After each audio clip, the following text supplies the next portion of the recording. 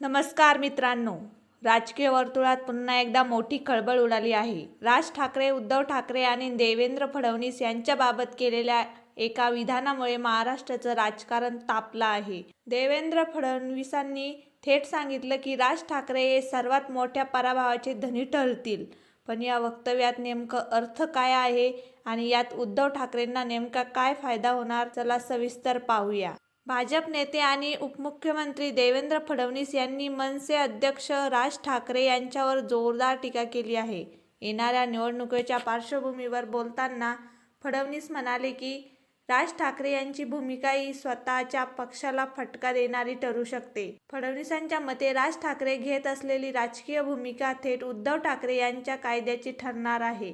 विशेष म्हणजे मनसे आणि शिवसेना उद्धव ठाकरे गट यांच्यातील संभाव्य युती किंवा मतांची विभागणी यामुळे राज ठाकरे यांना मोठा राजकीय तोटा सहन करावा लागू शकतो, असं फडणवीसांनी सूचित केलं.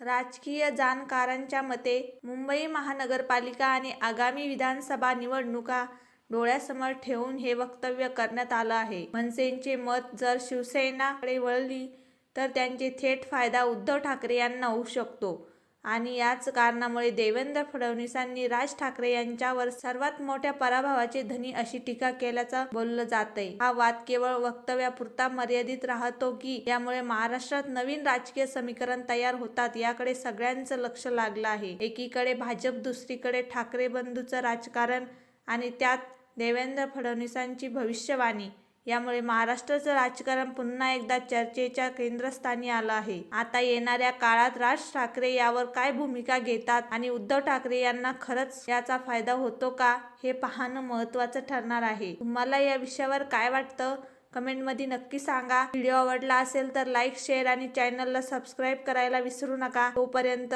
धन्यवाद.